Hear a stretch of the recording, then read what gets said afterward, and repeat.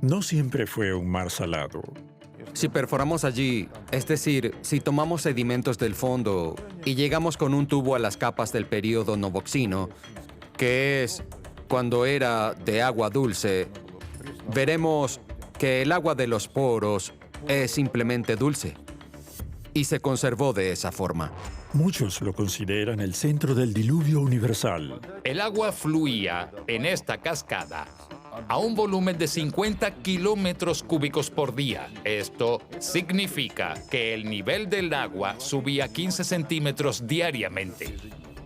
Los antiguos humanos que huían de este diluvio pudieron haber dado origen a antiguas civilizaciones. Tiene falanges de los meñiques amputadas y una trepanación simbólica en el cráneo. El aspecto de estas personas muestra características europeas muy marcadas, como un rostro perfilado y huesos nasales prominentes.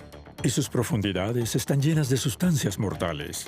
En 1927, cuando ocurrió el terremoto de Crimea, el Mar Negro ardió cerca de Tarkankut como una antorcha de hasta 500 metros de altura.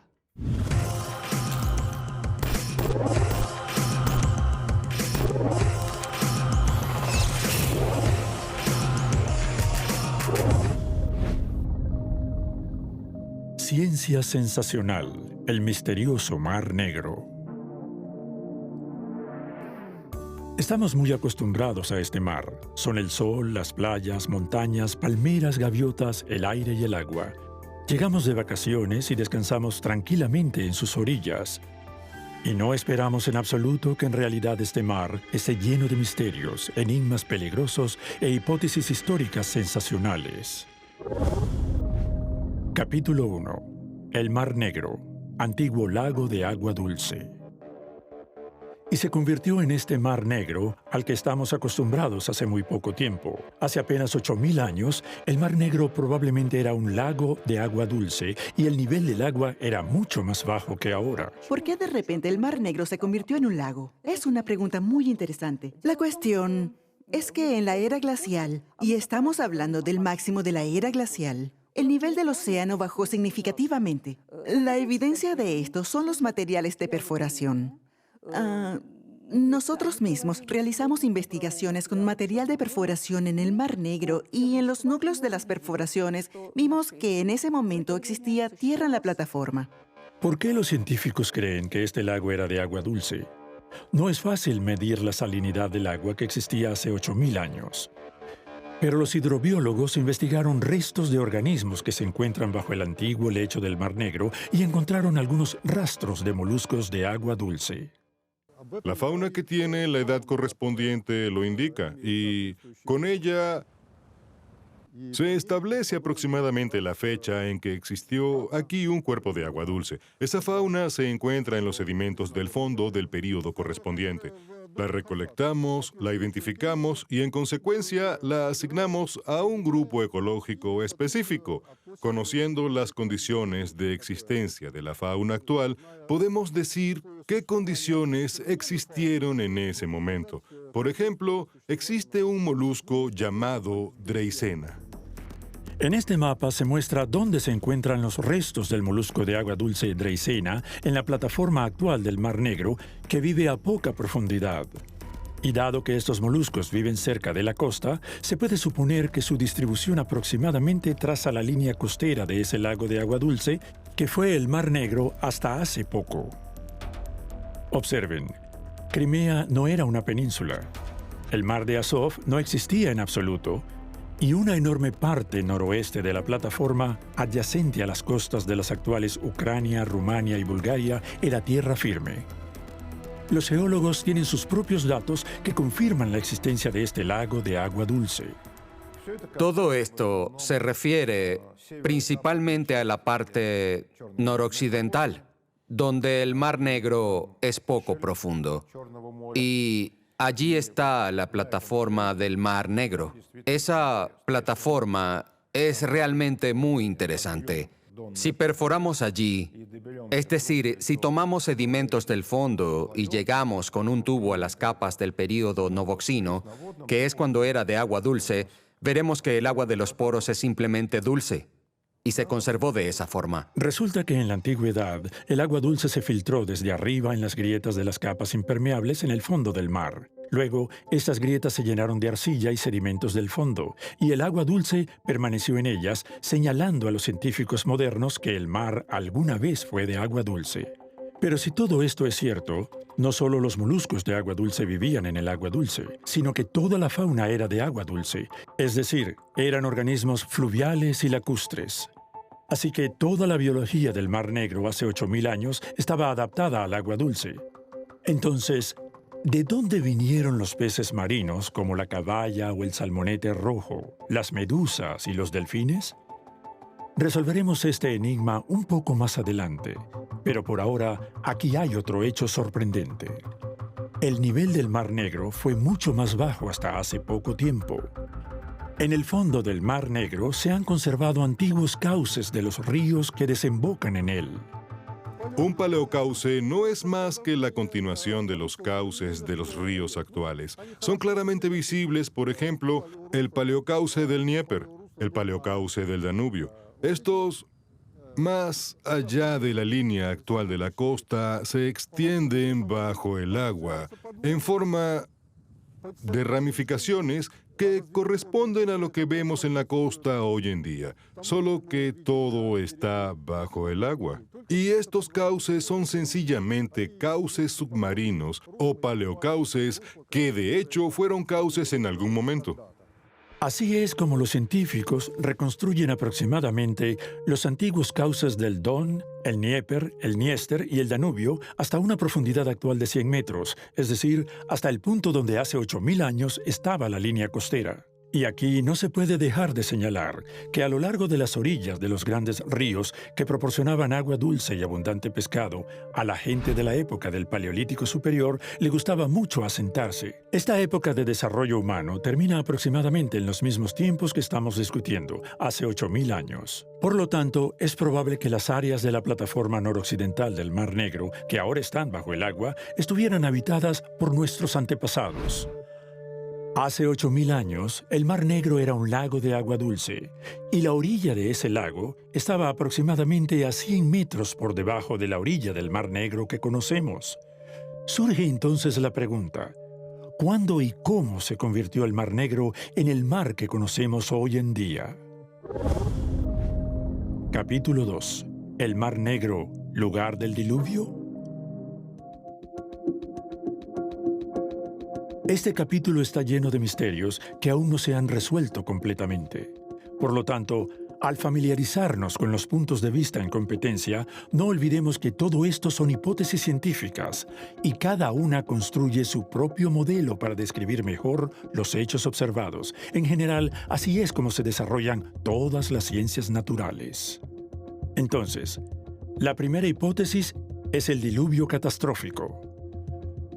Los partidarios de este punto de vista creen que hace unos 7.500 años el Mar Negro estaba separado del Océano Mundial, del Mar de Mármara y del Mar Mediterráneo por la barrera del Bósforo.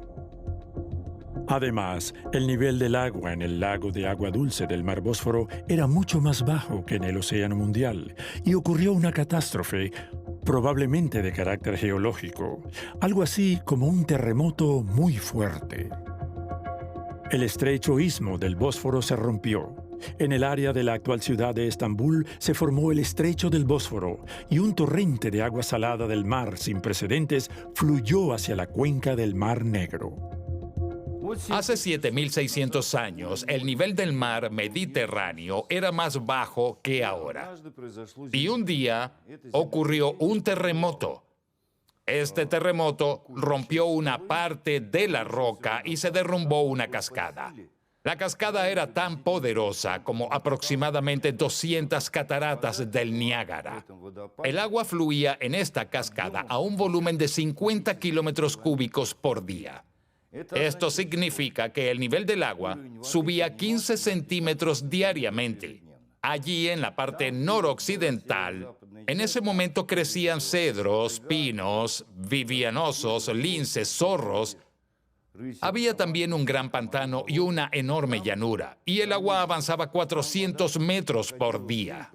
Esas personas que vivían en el área que hoy en día es Bulgaria o en el área de Turquía, donde habían grandes asentamientos, ahora todo eso está a una profundidad de 95 metros. Todo esto fue inundado rápidamente. La gente huyó de ahí. Conviene reconocer que esta imagen es aterradora. Si todo ocurrió de esta manera, para las personas que habitaban la actual plataforma noroccidental del Mar Negro, fue un verdadero diluvio bíblico. O tal vez fue el prototipo del relato bíblico del diluvio. Este misterio está por delante de nosotros. Mientras tanto, examinemos qué hechos de investigación pueden confirmar esta catástrofe, cuya magnitud es difícil de exagerar. Una cascada con un volumen de 50 kilómetros cúbicos por día. Para comparar, el río más caudaloso del mundo, el Amazonas, lleva al océano solo 20 kilómetros cúbicos de agua por día. Es decir, desde el relativamente estrecho mar de Mármara, según la hipótesis propuesta, se vertieron en la cuenca del Mar Negro 2,5 veces la cantidad de agua del Amazonas en un año. ¿Cómo se puede confirmar esto? Algunos geólogos encuentran evidencia de este escenario, pero señalan los límites de tiempo de esta inundación con mucha más cautela. ¿Por qué sabemos esto? Porque cuando se levantaron los sedimentos cerca del Bósforo, muchos de ellos estaban muy brechados. Es decir, no estaban dispuestos uniformemente, sino que habían sido muy perturbados por el flujo de agua. Vemos cómo el agua fluyó desde este estrecho y fue un evento catastrófico. Sin embargo, aquí se debate cuán rápido ocurrió. Las estimaciones varían un poco. Algunos dicen que fue realmente un evento catastrófico, ocupando apenas unos pocos años. Es decir, prácticamente en la memoria de una generación. Otros hablan de miles de años. En general, es difícil resolver esta cuestión porque la precisión de los métodos que utilizamos simplemente no es suficiente. Y junto con esta agua, llegaron especies del Mediterráneo, aquellas que sobrevivieron en esta agua ligeramente dulce, y fueron ellas quienes poblaron el Mar Negro. Los defensores más conocidos de la teoría del diluvio catastrófico del Mar Negro fueron los investigadores estadounidenses William Ryan y Walter Pittman de la Universidad de Columbia. Según su punto de vista, así eran los mares de Mármara y Negro antes y durante la inundación. Basándose en datos que en su mayoría ya conocen, a fines de la década de 1990 publicaron un libro con un título bastante sensacional: El diluvio de Noé. Nuevos descubrimientos científicos sobre el evento que cambió la historia. Su entusiasmo fue respaldado con fervor por el oceanógrafo Robert Ballard. Al menos ya se había hecho famoso con una sensación confirmada. En 1985 descubrió los restos del Titanic en el fondo del Océano Atlántico. Ballard investigó un supuesto asentamiento sumergido en las costas del norte de Turquía utilizando robots submarinos. Encontró numerosos artefactos que demostraban que la gente vivía en ese lugar. Pero no encontró ninguna evidencia clara de que esto ocurriera hace 7.500 años, cuando el aumento del agua fue catastróficamente rápido. Sin embargo, Ballard apoyó la teoría del diluvio en sus publicaciones. Desde entonces, se han encontrado numerosos asentamientos sumergidos en la cuenca del Mar Negro. Por ejemplo, la antigua ciudad portuaria griega de Acra, en el extremo sur del estrecho de Kerch. El canal de televisión Nauka realizó un documental sobre ella titulado Acra, la Atlántida de Crimea. Esta ciudad fue abandonada por sus habitantes aparentemente de manera repentina. Se dejó prácticamente todo el menaje del hogar. Sin embargo, esto no puede confirmar la teoría del diluvio de Crimea, ya que Acra estuvo habitada desde el siglo VI a.C. hasta el siglo IV después de Cristo, y al parecer se hundió debido a procesos tectónicos locales.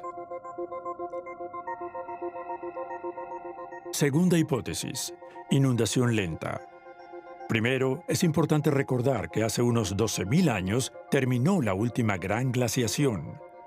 Durante el período glacial, enormes masas de agua estaban concentradas en la Tierra en forma de hielo, por lo que el nivel del océano global era significativamente más bajo. El material de estudio del Mar de Mármara muestra que durante la última glaciación, el Mar de Mármara también era un lago. Esto significa que no había conexión entre el Mar de Mármara y el Mediterráneo, y mucho menos había conexión entre el Mar de Mármara y el Mar Negro. Pero los glaciares comenzaron a derretirse. Sus aguas llenaron todos los cuerpos de agua disponibles. Naturalmente, los cuerpos de agua con la mayor cuenca de captación se llenaron más rápidamente. Y la cuenca más grande entre todos los grandes cuerpos de agua cercanos al Mar Negro es, por supuesto, el Mar Caspio, que actualmente abarca más de 3 millones de kilómetros cuadrados. Al final de la última glaciación, era mucho más extenso. Dado que el Mar Caspio es un cuerpo de agua lacustre, su equilibrio hídrico y su nivel dependen de los componentes del balance hídrico. Así, cuando comienza la degradación del último glaciar, lo que significa que el glaciar de la cubierta se está derritiendo y el permafrost, ubicado en una vasta área de la llanura de Europa Oriental, también se derrite. El nivel del Mar Caspio aumenta significativamente. Este nivel ascendió hasta 45 metros sobre el nivel del mar, mientras que actualmente está a 28 metros por debajo. Cuando el Mar Caspio alcanzó el umbral de desbordamiento del Manich, comenzó a descargar sus aguas en el Mar Negro, formando el llamado Estrecho de Balinsk, que conectaba el Mar Caspio con el Mar Negro. El Mar Caspio vertió su exceso de agua en la cuenca del Mar Negro. Sin embargo, el nivel del Mar Negro no podía subir mucho, porque el umbral del Bósforo es bajo, debido a la existencia del Estrecho del Bósforo.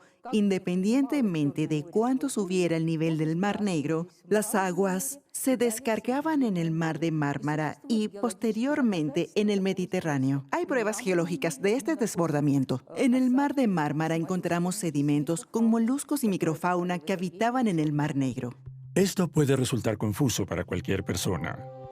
La primera hipótesis es el rompimiento catastrófico de agua salada del Mar de Mármara al Mar Negro. La segunda hipótesis es el llenado del Mar Negro y el Mar de Mármara con agua dulce del Caspio. Ambas hipótesis tienen argumentos experimentales, pero esto es algo que ocurre en la ciencia. La hipótesis del diluvio del Mar Negro de Bill Ryan se basa en materiales de investigaciones en los barcos del Instituto de Oceanología establecidos aquí en Rusia, y el supuesto descubrimiento del diluvio hace 8.000 años en el Mar Negro, que luego no se confirmó del todo. Pues resulta que se equivocaron un poco en el tiempo y en el lugar de los hechos.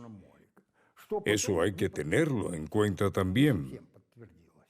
El epicentro del diluvio no fue el Mar Negro como tal, aunque también se vio afectado, sino el Mar Caspio. Esto, por supuesto, desharía todos los estudios y cálculos hechos hasta la fecha sobre el tema. Luego se publicó otro libro, El problema del diluvio del Mar Negro, con un gran número de autores involucrados. En este libro se discutieron los pros y los contras de esta hipótesis. Estos debates continuarán en la geografía por mucho tiempo, y es posible que las dos hipótesis contradictorias se unan en una tercera, ya que parten de un hecho aceptado por todos. El Mar Negro, al final de la última glaciación, era un lago de agua dulce con un nivel de agua mucho más bajo que el actual. En resumen, hubo dos eventos muy opuestos: el aumento del nivel del océano global y un evento tectónico. Luego debemos elegir. Si hablamos de un evento catastrófico, es sin duda tectónico. Si hablamos de una salinización gradual del Mar Negro, se debe al aumento del nivel del océano global. Sin embargo, la hipótesis del Mar Caspio no explica por qué el Mar Negro se volvió salado si ya era un lago de agua dulce y recibió una gran cantidad de agua dulce del Caspio, tanta que se desbordó a través del Bósforo hacia el Mar de Mármara. El intercambio de agua a través del Bósforo es muy complejo. Afortunadamente, los científicos pueden observarlo hoy en día. Estas observaciones muestran que en la parte superior del Bósforo, el agua menos salada del Mar Negro fluye hacia el Mediterráneo, mientras que en la parte inferior, el proceso es inverso. El agua más salada del poco profundo mar de Mármara se desliza hacia la cuenca profunda del Mar Negro. Hay dos corrientes, una hacia un lado y otra hacia el otro.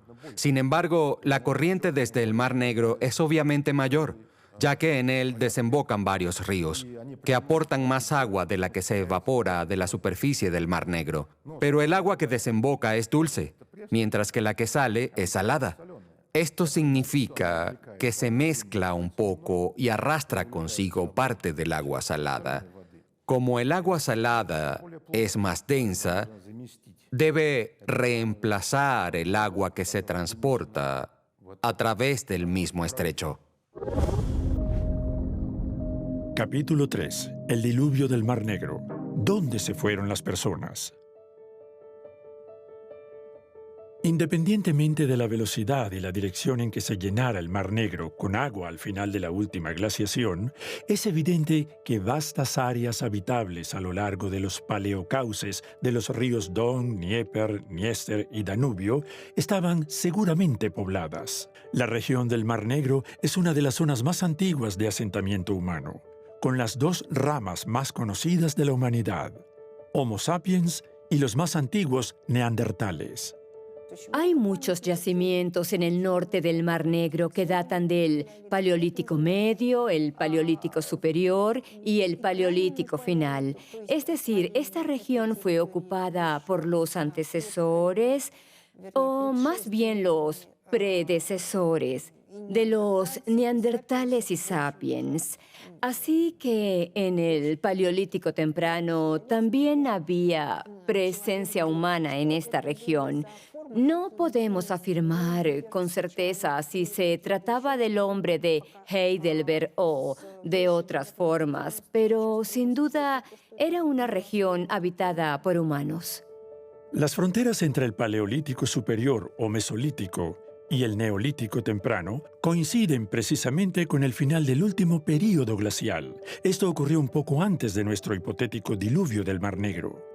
Sin embargo, los arqueólogos están seguros de que el glaciar no llegó a la región del Mar Negro y que a los antiguos habitantes les resultaba cómodo vivir tanto en las costas como en los cauces de los ríos. El comienzo del Holoceno fue una época muy compleja porque fue un período de derretimiento de los glaciares que no fue uniforme, sino fluctuante.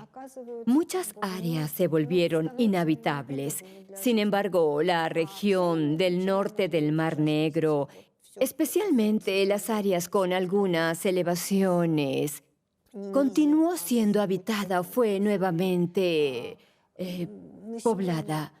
Un ejemplo es el famoso sitio funerario de Mursak-Koba de la época mesolítica, donde se encontraron restos de un hombre y una mujer enterrados juntos.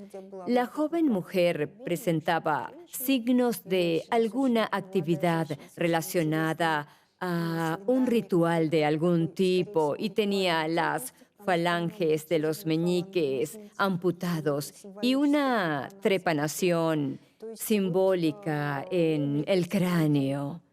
El aspecto de estas personas muestra características europeas muy marcadas, como un rostro perfilado y huesos nasales prominentes. Su origen estaba vinculado a poblaciones europeas más antiguas. Antes de que la plataforma continental del Mar Negro se inundara, estas tierras debieron ser ideales para el desarrollo de civilizaciones. Algunos especialistas comparan las condiciones con las del Valle del Nilo o Mesopotamia. Numerosos ríos se desbordaban durante las inundaciones estacionales, dejando tras de sí suelos fertilizados. Esto pudo haber estimulado el desarrollo de la agricultura, la sedentarización y las artesanías. Está claro que el aumento del nivel del mar en más de 100 metros, independientemente de la rapidez con la que ocurrió, fue un evento catastrófico para los habitantes de la plataforma. Los supervivientes debieron huir rápidamente, desplazándose cientos de kilómetros hacia el noroeste. Los arqueólogos de los Balcanes asocian la evacuación de las tribus del Mar Negro con el surgimiento de culturas neolíticas avanzadas en el noroeste de la región del Mar Negro, como la cultura de Varna en Bulgaria, la cultura de Hamangia en Rumanía y la misteriosa cultura de Vinča en Serbia. ¿Es posible establecer una conexión objetiva entre los habitantes neolíticos del oeste del Mar Negro y los pueblos que huyeron del fondo del Mar Negro? Hubo un proyecto tanto científico como popular que empleó equipos de inmersión profunda y efectivamente encontró rastros de la presencia humana en esa zona de la plataforma. Esto no es sorprendente. Es lógico que la gente de esa zona tuviera que irse a algún lado.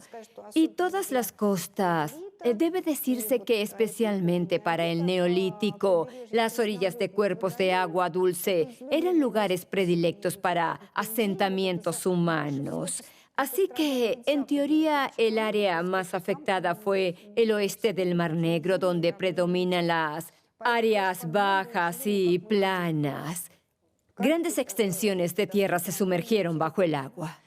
Sin embargo, no se puede afirmar que durante ese tiempo en el sur o el este de Europa se observe una ola migratoria basada en datos paleoantropológicos. Creo que es prematuro hacer afirmaciones definitivas, porque aún no tenemos un sistema de pruebas bien fundamentado ni materiales procedentes de debajo de esta masa de agua. Los arqueólogos subacuáticos se encargan de estudiar los artefactos procedentes de las profundidades. Trabajan muy activamente en el Mar Negro, cuyo fondo es como una enorme caja fuerte en la que cada época, civilización y pueblo han dejado algo. Recuperar estos artefactos es una tarea extremadamente difícil.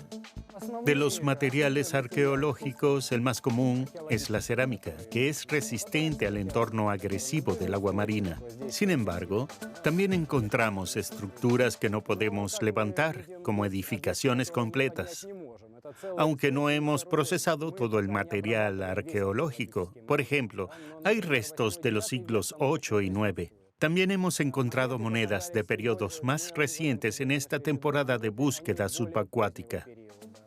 Los arqueólogos subacuáticos encuentran principalmente restos de la antigüedad tardía y la Edad Media, y no existe hoy en día un plan científico sistemático para explorar las costas y valles de ríos sumergidos bajo 100 metros de agua.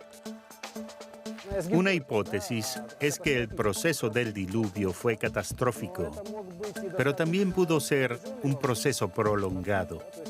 No podemos afirmarlo con certeza. En nuestras investigaciones subacuáticas encontramos objetos como herramientas de piedra de períodos prehelénicos. Estas investigaciones deben ser interdisciplinarias, involucrando a oceanólogos, paleobotánicos y arqueólogos en conjunto. Es algo que se puede y se debe hacer. Está claro que el costo de estas investigaciones es comparable al de una planta nuclear. Probablemente un consorcio internacional debería llevarlas a cabo, ya que todo está cubierto de sedimentos y oculto en el fondo a 100 metros de profundidad. Hacer una excavación al azar y encontrar un fragmento de cerámica mesolítica es menos probable que encontrar una aguja en un pajar. Capítulo 4. ¿El Mar Negro como escenario del diluvio universal? Todo parece muy lógico. La cuenca del Mar Negro está cerca de los focos de civilización más antiguos. Asia Menor, el Medio Oriente, las islas del Mediterráneo y Grecia, Mesopotamia, e incluso Egipto no está tan lejos. La noticia de la rápida inundación de la cuenca habitable del Mar Negro debió haberse difundido por toda la región en pocos cientos de años, lo que en la época neolítica es casi una velocidad telegráfica. Miren qué similares son los mitos. La historia bíblica del diluvio es bien conocida. Y es notable que el monte Ararat, donde según la tradición llegó el arca de Noé, está muy cerca del Mar Negro.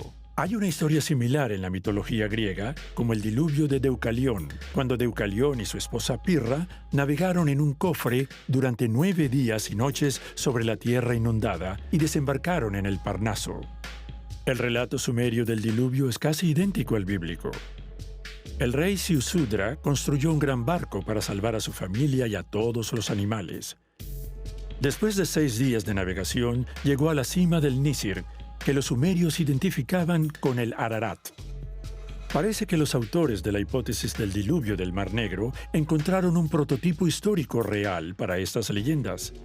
Pero surge la duda: ¿es realmente un gran descubrimiento? No, por muchos motivos. En primer lugar, ese diluvio ocurrió alrededor del 6º milenio antes de Cristo, mientras que los textos más antiguos que describen el diluvio datan del 4º milenio. Un argumento más significativo es que en las excavaciones de las ciudades de Mesopotamia se encuentran capas de sedimentos depositados por inundaciones, lo que sugiere que las inundaciones reales que podrían haber inspirado el mito ocurrieron en períodos históricos importantes. Cabe recordar que las leyendas sobre un gran diluvio están presentes en casi todas las culturas del mundo.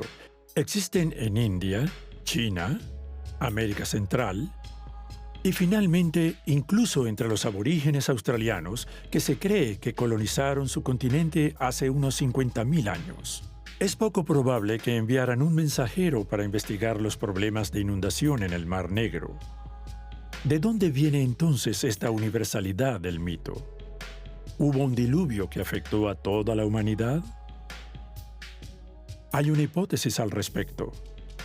El último período glacial afectó prácticamente a todo el planeta. Aunque no hubo glaciaciones en todas las superficies terrestres, todas las montañas estaban cubiertas por poderosos glaciares que comenzaron a derretirse rápidamente hace unos 12.000 años. Nos propusimos comparar los datos de la paleogeografía con los textos de la Biblia, el Avesta, el Rig Veda y otros libros sagrados. Resultó que coinciden y se confirman mutuamente. Esto significa que los datos de las ciencias naturales y los datos de estos, digamos, mitos concuerdan a la perfección. Se revela que la memoria humana se extiende hasta unos 12 o 16.000 años atrás, y todo esto se mantuvo hasta que se registró por escrito. Fue entonces cuando propuse una hipótesis que no llamé diluvio universal, ya que es muy tajante, sino algo llamado la era de las inundaciones extremas. Estas inundaciones cubrieron un total de 10 millones de kilómetros cuadrados del norte de Eurasia y tuvieron análogos en América. Por lo tanto, la conclusión científica preliminar es la siguiente. El diluvio del Mar Negro, independientemente de la velocidad a la que ocurriera, es la parte final de un diluvio casi universal que cubrió la Tierra al final del último período glacial. Pero los misterios no revelados del Mar Negro no terminan ahí. Capítulo 5. El Mar Venenoso.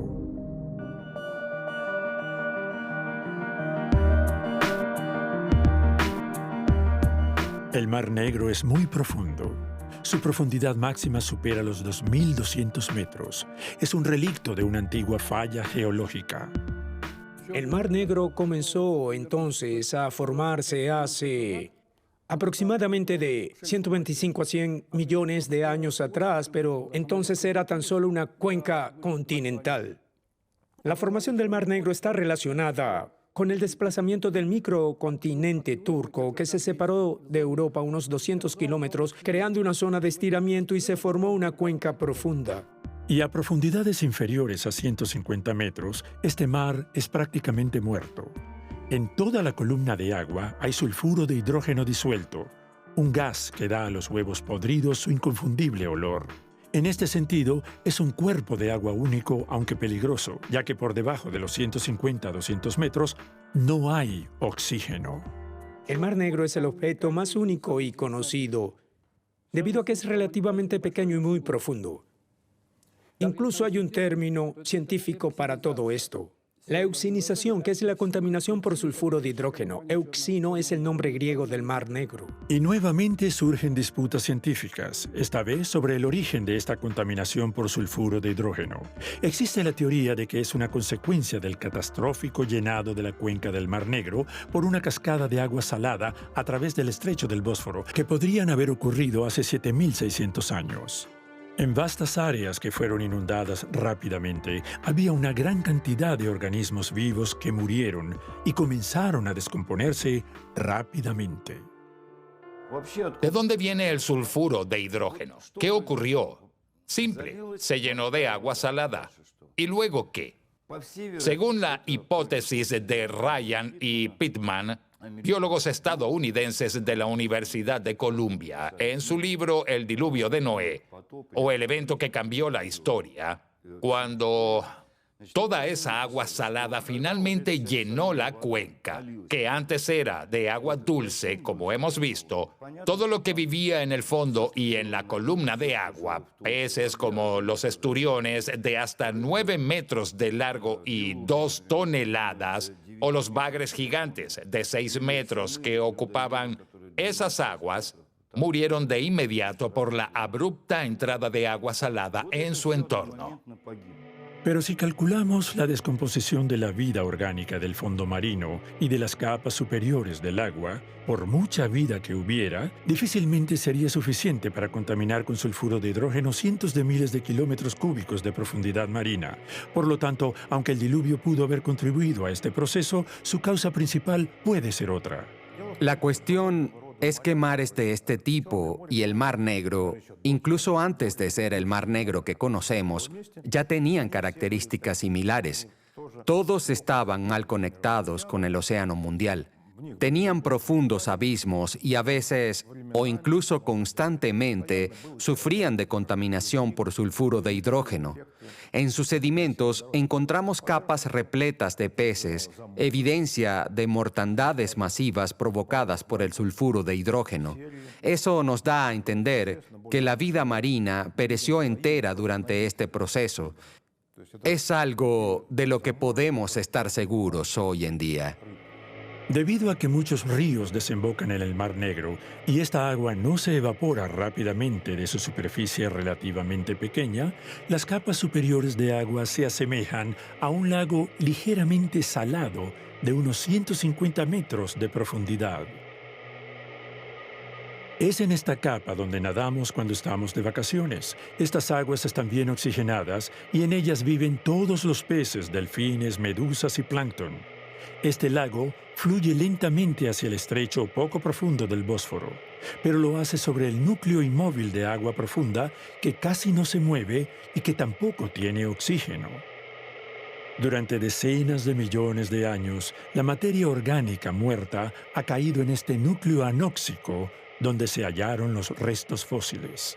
En la zona donde hay oxígeno, los microbios lo utilizan para oxidar la materia, al igual que nosotros. Pero, ¿qué sucede en la zona sin oxígeno? Resulta que en el agua de mar hay otro oxidante, el sulfato, uno de los componentes principales del agua de mar. Los microbios pueden usar el sulfato para oxidar la materia orgánica en condiciones anaeróbicas, aunque no es tan eficiente como la oxidación con oxígeno. Es un proceso que sigue ocurriendo ininterrumpidamente, resultando en la formación de sulfuro de hidrógeno. Aunque las concentraciones de sulfuro de hidrógeno en el Mar Negro no son muy altas, el máximo es de unos 10 milimoles por litro. Esta cantidad es suficiente para disolverse bien en el agua. De modo que si la subimos a la superficie, no liberará ningún tipo de gas venenoso, solo olerá. Nuestro sentido del olfato es muy sensible al sulfuro de hidrógeno.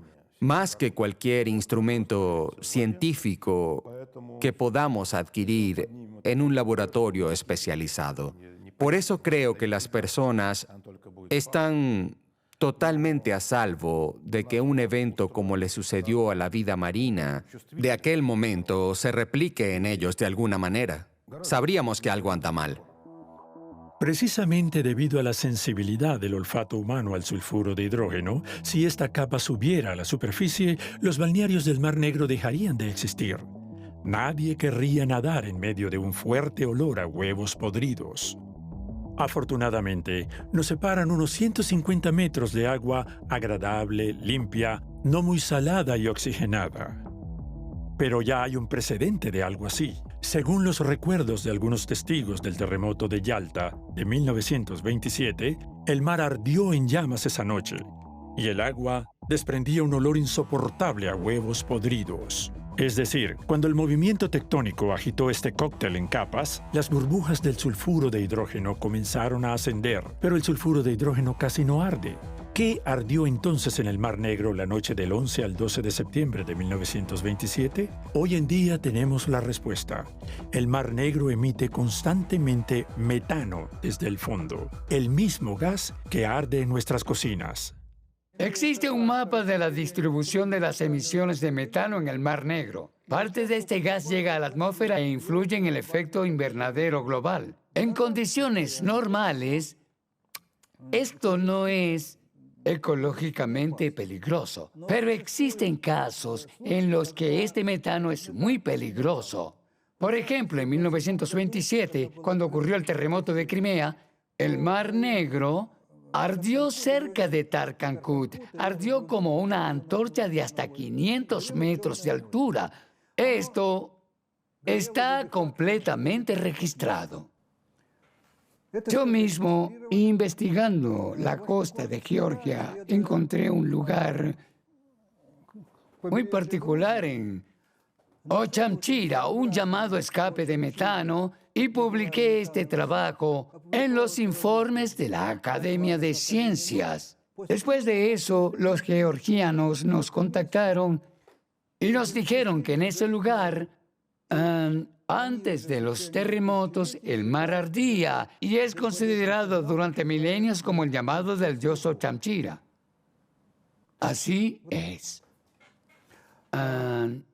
Existen estimaciones, y las hemos hecho, de que una gran liberación de metano en el agua causaría la pérdida de flotabilidad de los barcos.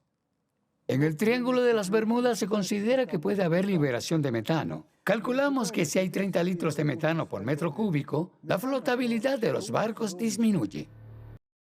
El metano se libera desde el fondo del mar y también existe en forma de gas hidrato, que se asemeja a una sustancia gelatinosa. Ahora imaginemos que en el agua envenenada con sulfuro de hidrógeno se libera metano venenoso. ¿Es posible imaginar alguna forma de vida en este lugar? Así, hemos llegado al misterio más sorprendente del Mar Negro. En este entorno 2 veces mortal del fondo, crecen formaciones parecidas a corales. Las investigaciones incluidas en nuestro departamento han demostrado que las áreas de descarga de los chorros de metano en el fondo, en la profundidad contaminada con sulfuro de hidrógeno, se forman las llamadas construcciones metanotróficas de carbonato. Son como corales de hasta 4 metros de altura. Estas construcciones se basan en que las arqueas construyen estas estructuras y el propio reactor en el que se realiza la quimiosíntesis es la propia estructura. En los mares donde hay escapes de metano, pero no hay sulfuro de hidrógeno, estas construcciones no existen. Es decir, debe haber tanto sulfuro de hidrógeno como metano. Así es como estas arqueas viven. Luego de todo lo visto aquí, esperamos que no hayan dudas sobre el por qué nombramos a este documental así. El Mar Negro, el más simple de todos, resultó ser realmente el mar más misterioso de nuestro planeta.